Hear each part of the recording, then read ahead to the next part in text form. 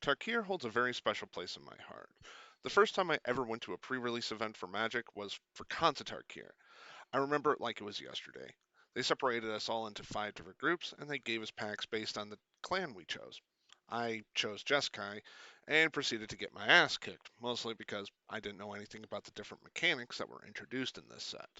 Hopefully, with this video, you can learn from my mistakes. Let's start with Jeskai, since that one's the first one I started with. I remember it wasn't that great. Now, Jeskai is like a top tier color combination in pretty much every format. I think it has a lot to do with their standout mechanic, Prowess. Prowess is a mechanic that makes creatures temporarily bigger whenever you cast non creature spells. Yeah, it's a creature only mechanic, but it's incredibly powerful when done right. See, prowess triggers whenever non creature spells are cast. That's only one type you can't cast among the 8 different spell types you can cast in Magic. Two standout cards with this mechanic to me are Monastery Swiftspear and Monastery Mentor, both of which were actually introduced in this block. Swiftspear is an incredible early game creature that's hard to stop late game when your hand's full of cards. Mentor, on the other hand, is wildly efficient at making an army seemingly out of nowhere. Both of these cards are staples in multiple formats. Unfortunately, the reason why these cards are as good as they are is one of the downsides of prowess. See, even though it says non creature spells, what most people cast are like cantrips at instant speed. It's predictable, it's annoying, and it's easy to stop if you know what you're doing. There are a ton of ways of making that particular game strategy harder to pull off in multiple different formats. You just gotta know what to look for. So, in short, prowess is pretty powerful, but it can lead to predictable strategies. I personally give it a solid 8 out of 10. The first deck I went up against was the first instance I didn't know what I was up against. Nearly everyone who taught me Magic went to Sultai, mostly because their mechanic was and still is busted as hell. Delve.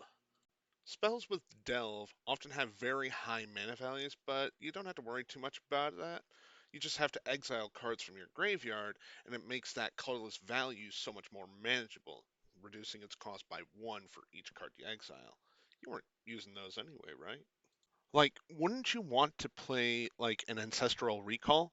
Try the multi-band Treasure Cruise. What about something a little bit more legal though? Give Murktry Region a try. It can get bigger the cheaper you make it. That's kind of scary to say. Both of these cards are wildly powerful and dangerous if left unchecked, but they can be dealt with pretty easily. See, everyone can see how you'll be cutting those costs because everyone can see your graveyard. It would be a shame if someone were to, say, drop some graveyard hate to make you play fair Magic. Honestly, it's one of the easier mechanics to deal with so long as you know what you're up against. TLDL, it's a powerful mechanic that's easy to handle. Easy, 7 out of 10. Unsurprisingly, at this particular draft, the color combination that dominated was Boros. It was mostly helmed by cards from Mardu. No surprise there, honestly. Their mechanic was really easy to trigger. Raid is that particular mechanic.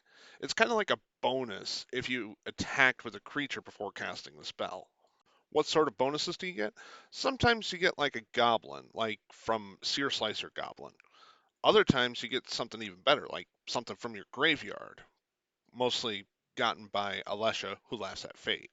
Either case, you get something good for being aggressive on the battlefield, which honestly is a good thing. Making the game move quicker is never a bad thing. What isn't a good thing, though, are the cards that do have the raid mechanic.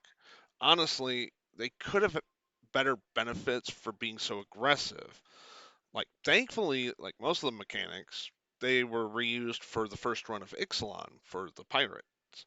I personally think it should have had more green, but that's just me. Once they get better cards, I would give this a much higher rating, but for now, it's gonna stick at a 6. Considering the set that I'm talking about, I would be remiss if I didn't bring up the meme that came from the set, in the form of Siege Rhino. It's ironic.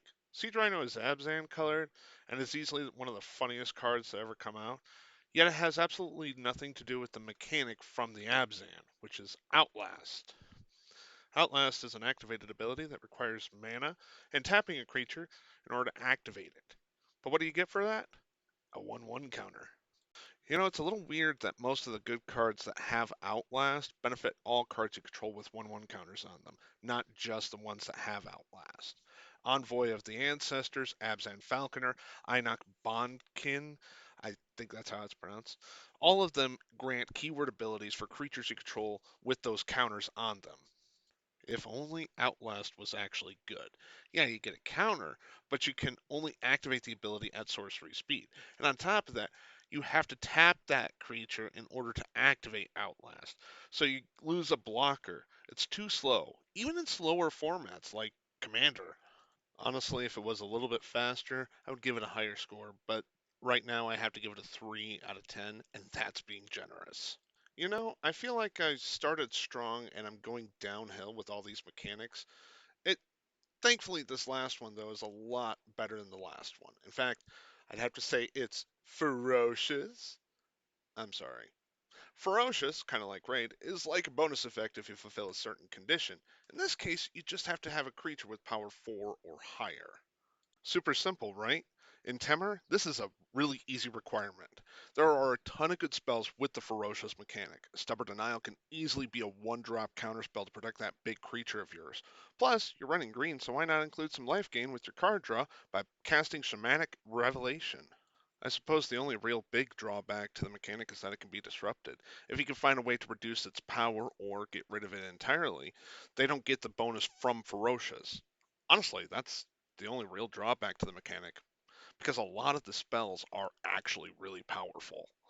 My only other real complaint is that there aren't a whole lot of spells with Ferocious, but honestly, it's an easy 8 out of 10. So those are my rankings for the unique mechanics originating from Khans. Do you have any memories from this set? Any disagreements with my ratings? Feel free to leave a comment down below. Thanks for watching, and take care, friends.